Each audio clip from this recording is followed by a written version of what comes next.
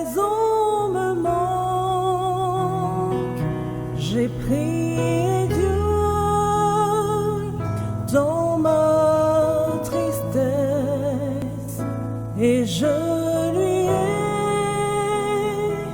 ouvert mon cœur. J'ai senti quelqu'un me toucher.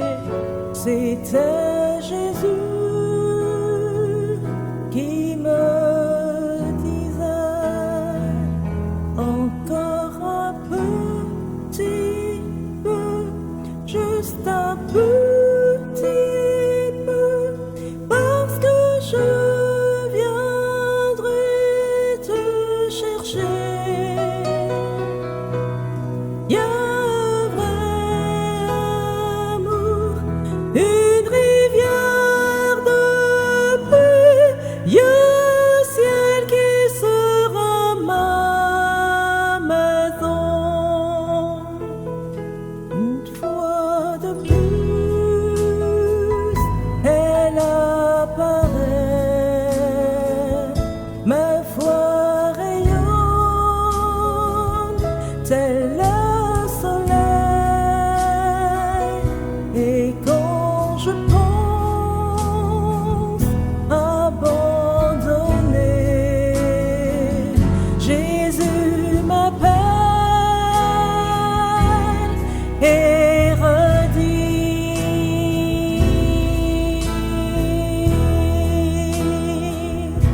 encore un petit peu, juste un petit peu, parce que je viendrai te chercher.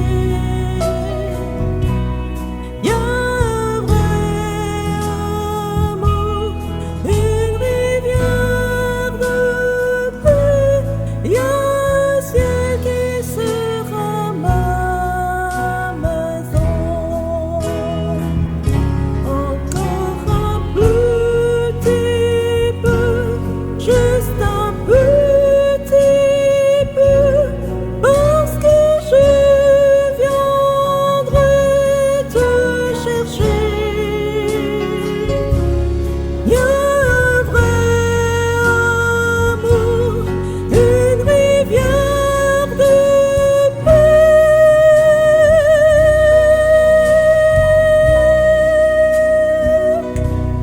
Y a un ciel qui sera ma maison.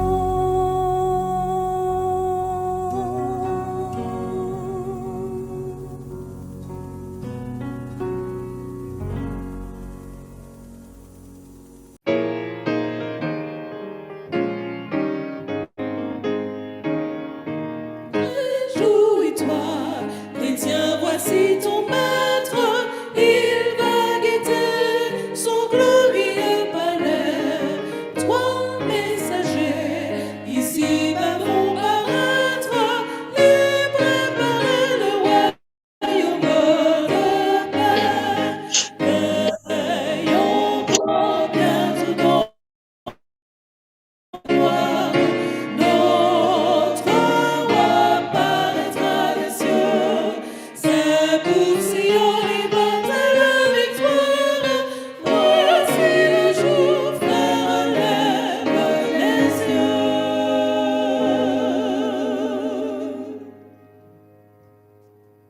Bonsoir à tous.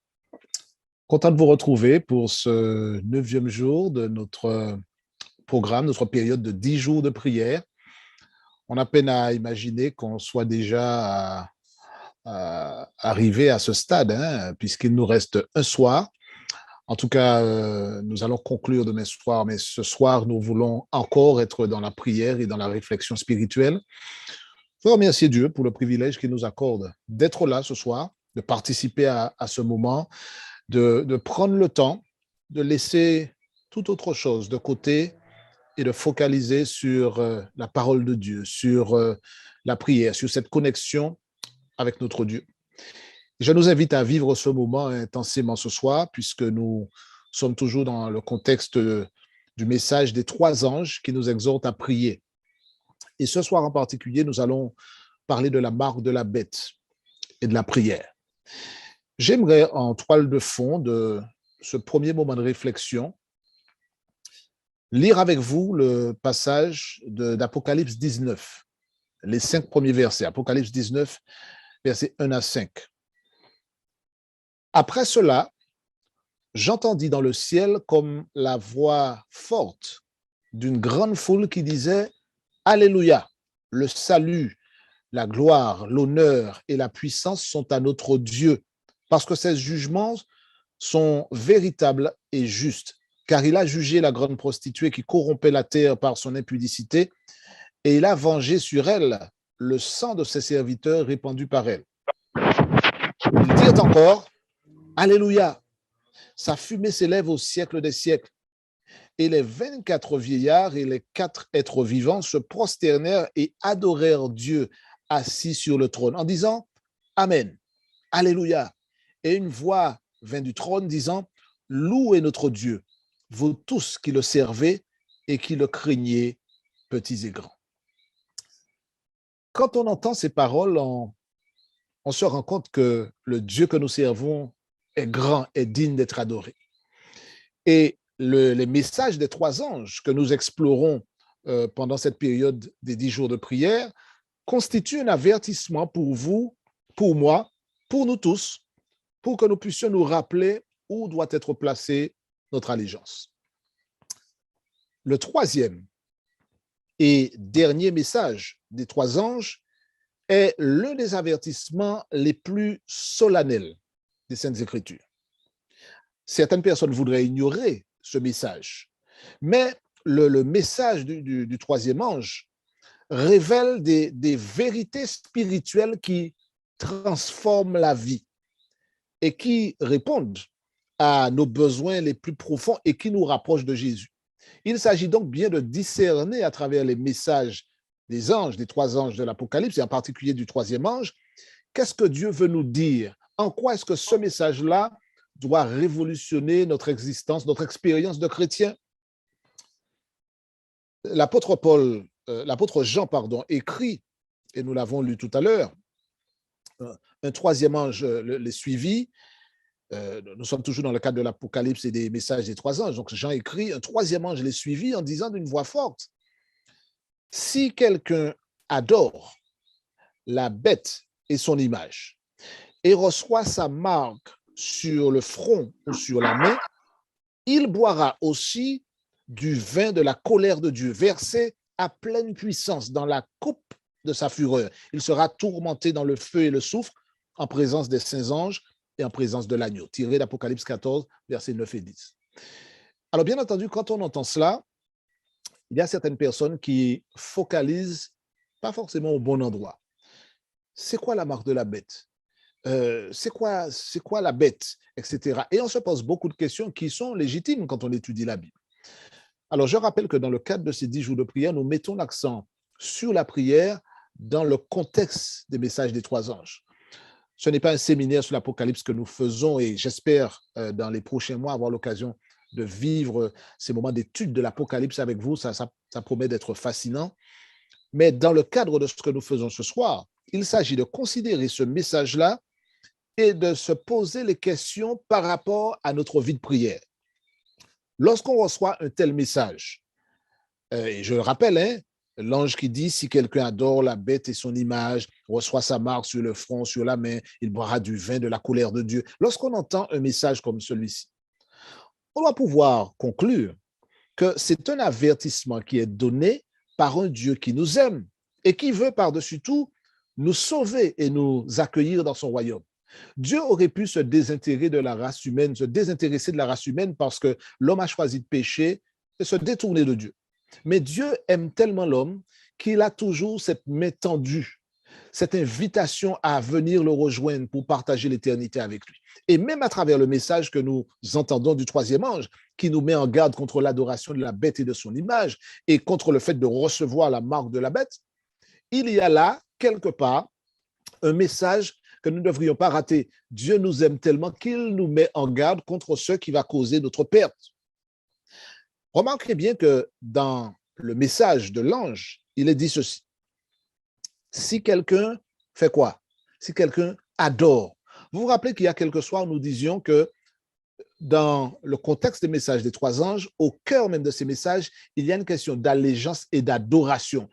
Qui vais-je adorer? Vais-je adorer le Créateur ou la créature? Donc, le message que Dieu nous envoie à travers le troisième ange est une mise en garde. Si quelqu'un adore la bête, donc il est possible d'adorer la bête au lieu d'adorer le Créateur. Alors, c'est un contraste direct. Adorer la bête est en contraste direct avec le message du premier ange au verset 7 d'Apocalypse 14, où il est dit, craignez Dieu et donnez-lui gloire, et puis adorez celui qui a créé, adorez le Créateur. Vous voyez donc le contraste qui nous est présenté ici. D'un côté, l'invitation à adorer le Créateur, celui qui a fait le ciel, la terre, la mer, les sources d'eau, de se focaliser sur ce Dieu-là qui est le Créateur, celui qui a institué le sabbat, qui nous introduit dans son repos, adorer ce Dieu-là. Et puis, de l'autre côté, l'adoration de la bête, l'adoration de systèmes opposés à Dieu, qui met en avant la créature, qui met en avant des enseignements d'hommes, qui se détournent ou pervertit l'enseignement biblique. Très facile d'adorer la bête. Alors, vous avez compris que quand on parle d'Apocalypse, dans le langage apocalyptique, il y a beaucoup d'images qui sont utilisées. Adorer une bête ne signifie pas d'aller dans un zoo et puis choisir un animal et puis se prosterner devant. Le message de l'Apocalypse, en fait, est un message codé, imagé, qui nous invite à comprendre que tout homme doit se trouver dans un contexte d'adoration, soit l'adoration du vrai Dieu, ou soit l'adoration d'un système qui est opposé à Dieu et qui est manipulé par le diable lui-même. Et c'est là où nous pouvons nous mettre en perspective. Qui est l'objet de mon adoration? Qui est celui que j'adore? Est-ce Dieu ou est-ce la créature?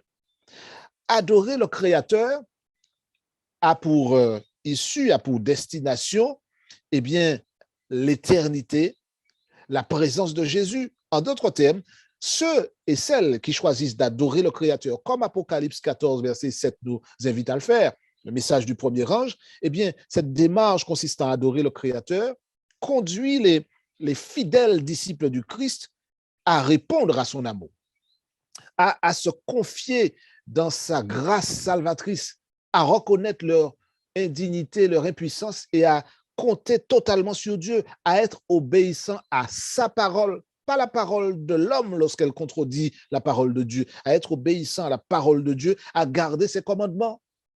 Voilà ce que traduit adorer le Créateur. Et c'est cette démarche-là que vous et moi, nous sommes invités à adopter, l'adoration du Créateur. Soyons bien clairs, aller à l'église, même le 7e jour de la semaine, le sabbat, ne résume pas à lui seul l'adoration. Je peux très bien aller à l'église sans être dans une démarche d'adoration véritable du Créateur. Donc le message du premier ange qui trouve son contraste dans le message du troisième ange est aussi une manière de nous interpeller pour nous amener à considérer la question, suis-je un véritable adorateur? Est-ce que celui que j'adore, c'est bien le Créateur? Et est-ce que je suis dans cette démarche qui consiste à dire, puisque j'adore le Créateur, alors je vais répondre à son amour, je vais m'appuyer sur sa grâce, je vais être obéissant à sa parole, je vais suivre ses enseignements, garder ses commandements. Ou alors, suis-je de ceux qui adorent la bête? Est-ce que je fais partie de ceux qui ont adopté une démarche qui est tournée sur l'homme plutôt que sur Dieu? Est-ce que je suis dans une démarche d'indépendance vis-à-vis de Dieu? Adorer la bête, c'est ça. C'est se tourner vers l'homme et se détourner de Dieu. Ne tombons pas dans le piège qui consiste à croire que adorer la bête, c'est avoir une photo, une image ou une statue de bête chez soi et puis de l'adorer.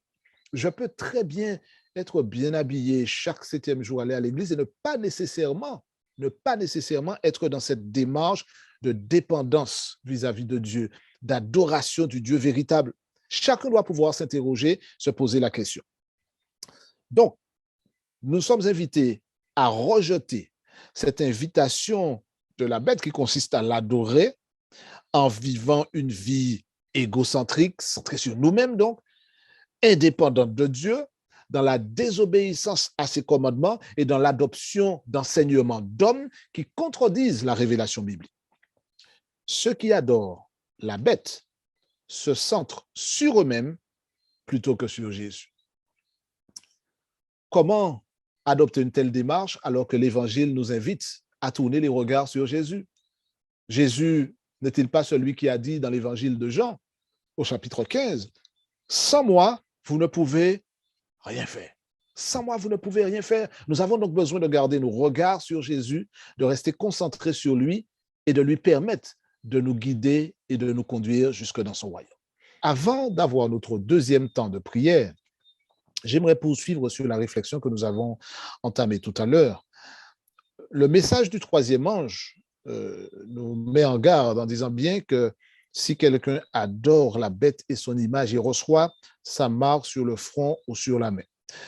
Rien que de parler de bête, de marque de la bête, c'est un langage qui, pour certaines personnes, relève du sensationnel. Qu'en est-il? Et Hollywood s'empare de ce sujet-là pour en faire des films apocalyptiques sensationnels déconnectés de toute réalité biblique.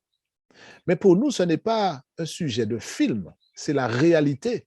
La réalité qui est qu'aujourd'hui, tout homme, toute femme est appelé à choisir son camp et à déterminer s'il est un adorateur du vrai Dieu ou s'il adore le système qui s'oppose à Dieu. Le message du troisième ange, en fait, fait référence à une époque, à un temps à venir où il y aura cette union entre le religieux et le politique, entre l'Église et l'État, qui vont s'unir sous la domination, le contrôle d'une figure religieuse mondiale. Et il s'agira d'imposer le culte contraire à ce que Dieu demande. Nous savons que Dieu nous invite dans sa parole très clairement à faire du 7e jour de la semaine le jour du repos.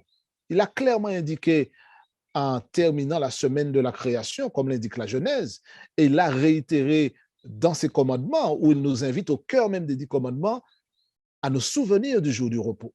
Et le jour du repos en lui-même n'est pas le seul commandement important, mais c'est une formidable occasion de reconnaître que Dieu est créateur, parce que le sabbat est, entre autres choses, un mémorial de la création. Et par conséquent, lorsque nous sommes invités à faire attention à ne pas adorer la bête et son image, il s'agit de savoir, est-ce que dans la fin de l'histoire du monde, dans cette fin des temps, lorsqu'il y aura cette combinaison de l'État, de l'Église, pour imposer un autre jour que le 7e jour, jour de repos, il ne s'agira pas de dire, eh bien, tous les jours sont pareils, le dimanche et le samedi sont pareils. Il s'agit de savoir qu'est-ce que Dieu a dit. Et si Dieu dit le 7e jour, qui suis-je moi pour dire premier jour, deuxième jour, troisième jour, un autre jour? La parole de Dieu fera toujours autorité puisque nous nous inscrivons, comme nous l'avons dit, dans ce message que les réformateurs ont si bien porté, sola scriptura, l'écriture seule. Alors, le dernier message des 3 anges est une invitation par conséquent à la prière, prière sérieuse, prière sincère, puisque ce qui nous attend, mes amis, n'est pas quelque chose de simple et de facile. Vous savez qu'il y a des gens qui sont facilement déstabilisés par une difficulté que peut-être certains d'entre nous considèrent comme légère. Si quelqu'un vient chez vous demain et puis vous dit, écoutez, remettez-moi votre carte de crédit, votre carte vitale, votre RIB, vos coordonnées bancaires, si vous n'arrêtez pas d'observer le 7e jour comme jour de repos, eh bien, vous ne pourrez plus utiliser aucune de ces choses. Ce serait intéressant de savoir combien aurait dit, j'aime bien le Seigneur, mais il faut que je mange. Il faut que j'aille me faire soigner. Comment puis-je arriver à faire tout cela sans carte vitale, sans carte de crédit et sans autre moyen? Je donne un scénario plausible.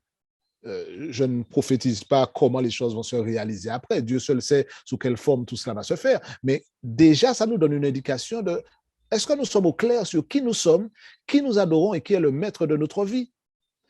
Déjà, dans cette hypothétique situation que j'ai évoquée, certaines personnes seraient tentées de flancher Mais c'est parce que justement les temps qui viennent sont des temps difficiles que dès maintenant, nous devrions être dans une démarche de prière pour puiser auprès de Dieu la force, la détermination, la conviction nécessaire pour avancer et traverser ces tribulations-là avec la certitude que la victoire est au bout du chemin.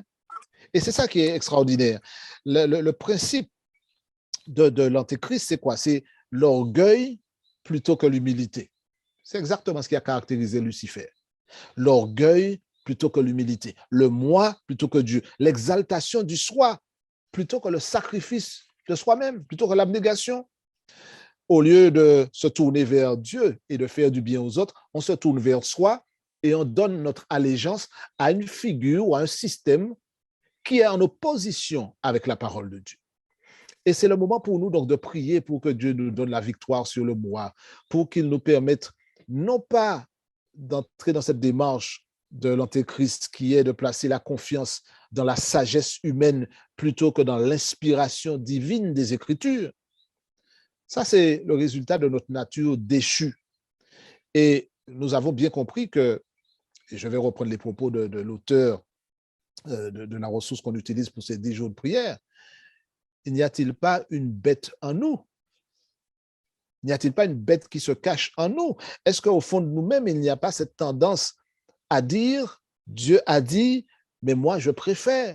Vous savez, face à la difficulté et aux attaques du malin et à la puissance de la bête qui sera déchaînée contre les enfants de Dieu, il n'y a qu'une seule solution, c'est Jésus, c'est la grâce de Dieu, c'est la puissance de Dieu, c'est son amour qui remplit nos cœurs et nos vies, chers amis, frères et sœurs. C'est ça la solution et il nous faut dès maintenant nous tourner vers ce Dieu-là dans la prière, le rechercher.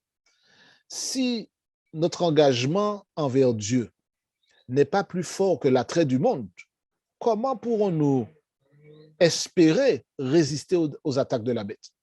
Vous savez, parfois, je parle de manière générale, hein, parfois lorsqu'il y a dans la balance une rencontre de prière, une rencontre où on vient pour méditer, pour se retrouver ensemble, et puis une fête ou un film ou un match, il n'est pas dit que la rencontre de prière remportera la victoire. Dans l'expérience de beaucoup de chrétiens, Dieu et ses affaires passent au second plan parce que le diable a réussi à faire miroiter devant nos yeux les attraits du monde, les paillettes de cette société.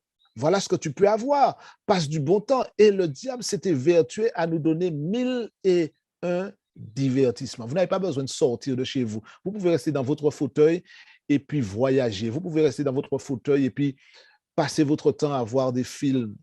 Alors, il n'y a aucun mal à voir un film. Je dis simplement que dans notre vie, il faut savoir qu'est-ce qui a la priorité. Et est-ce que je suis capable de dire à Dieu, mets-toi sur le siège arrière et puis je place ma volonté et les attraits de ce monde eh bien, comme passager à côté de moi?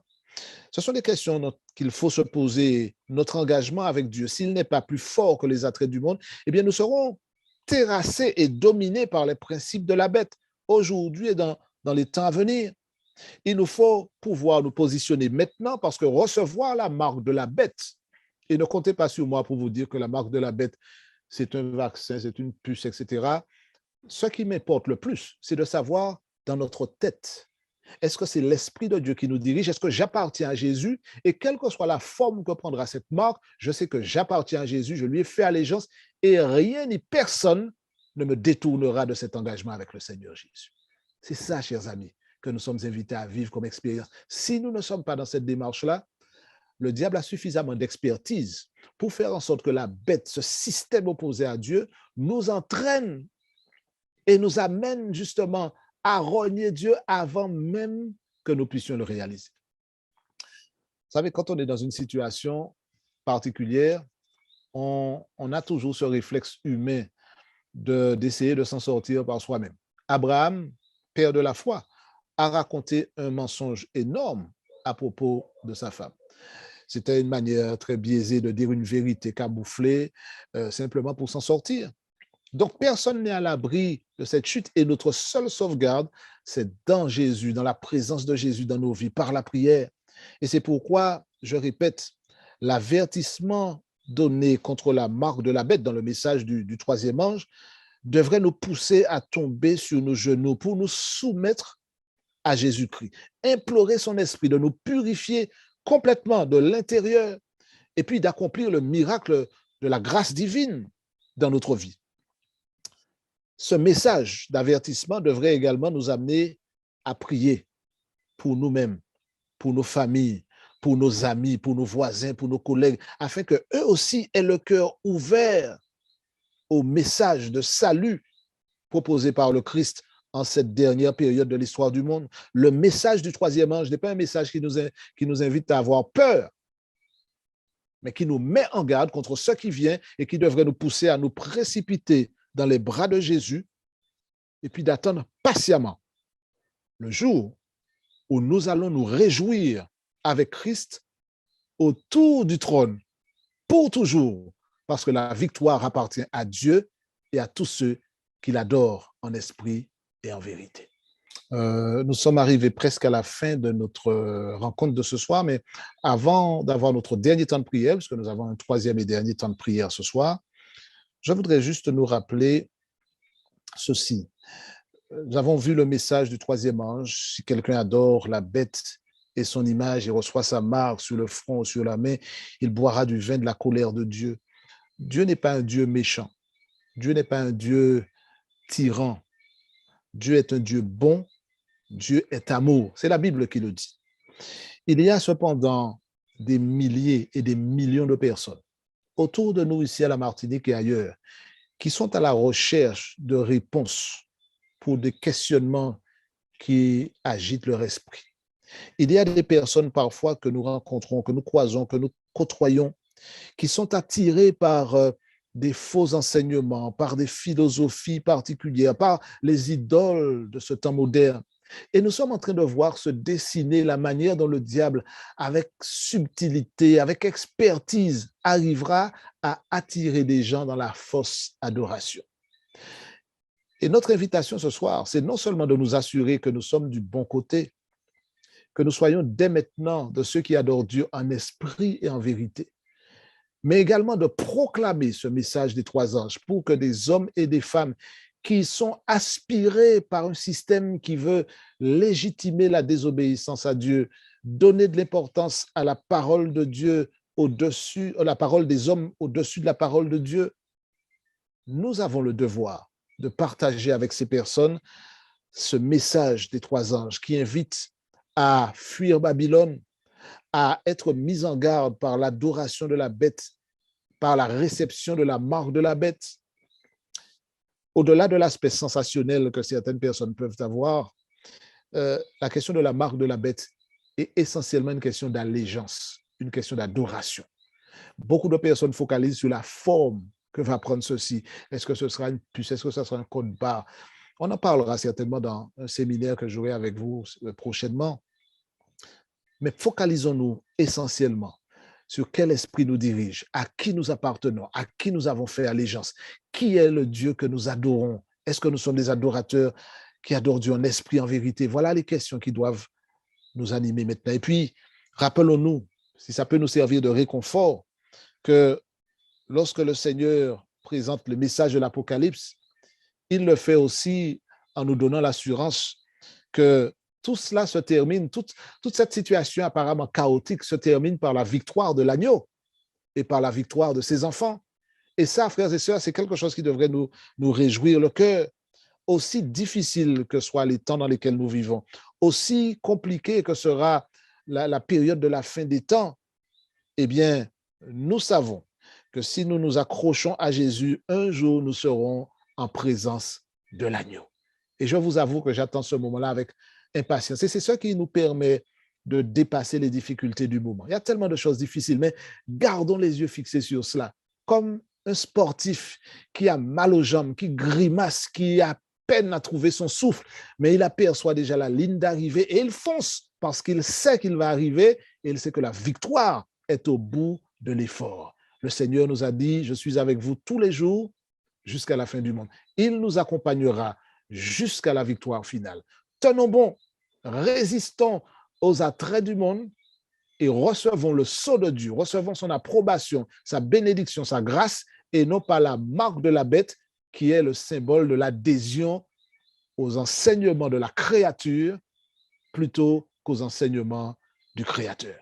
Que Dieu nous soit en aide et qu'il fasse de nous des hommes et des femmes prêts pour son retour et déterminés à avancer avec Dieu et à tenir bon et à résister aux attaques de la bête, du système opposé à Dieu, disant, Seigneur, marque-moi de ton sceau et que jamais je ne reçoive la marque de la bête. Nous remercions le Seigneur pour ces temps de prière. Vous savez, nous aurions pu, je l'ai dit avant, nous aurions pu être ailleurs, nous aurions pu choisir de dire, bon bien, on va vaquer à d'autres occupations. Et là, nous avons choisi de nous retrouver autour de la parole de Dieu pour la prière et je crois que c'est vraiment une excellente chose. Et je prie Dieu que tous ces moments passés dans cette communion, dans cette démarche spirituelle, produisent du fruit, que nous ne soyons pas les mêmes. Si c'est simplement pour le faire et puis ensuite retourner aux anciens sentiers qui ne sont pas ceux de Dieu, ce ne serait pas vraiment une démarche productive. En tout cas, nous remercions Dieu de nous avoir accompagnés pendant la rencontre de ce soir. Nous avons encore une dernière rencontre dans le cadre des 10 jours prières. Ce sera donc demain soir à 19h. Et nous allons donc mettre la touche finale à ce programme, à cette période des 10 jours de prière. Je vous invite d'ores et déjà à faire des plans pour être là. Mais pour ce soir, donc, nous allons terminer comme nous le faisons habituellement avec notre chant thème avant la prière finale.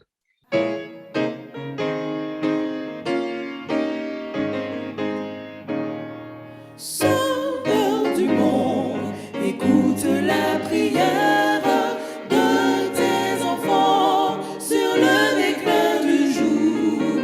Fais par l'Esprit qu'ils portent la lumière de l'Évangile, annonçons ton retour.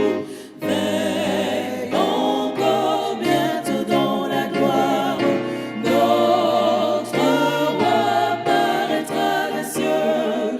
C'est pour Sion l'immortelle victoire. Voici le jour, frère, lève les yeux.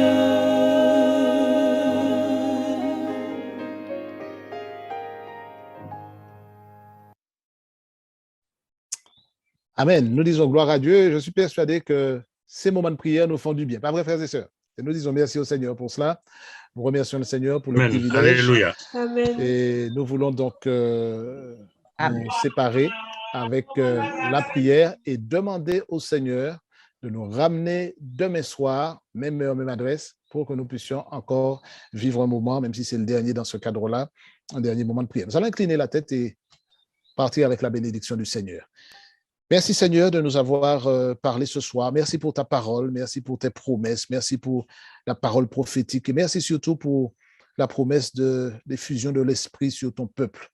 Prépare-nous Seigneur et maintiens-nous prêts pour les temps qui viennent et que nous soyons tous scellés de ton sceau et que nous puissions être de ceux qui seront avec toi dans l'éternité parce qu'ils t'adorent en esprit, en vérité, et non pas de ceux qui recevront la marque de la bête. Visite ton peuple et fais-nous du bien. Alors que nous nous séparons, accorde-nous ta paix et ta grâce. Nous te demandons tout ceci au nom de Jésus. Amen.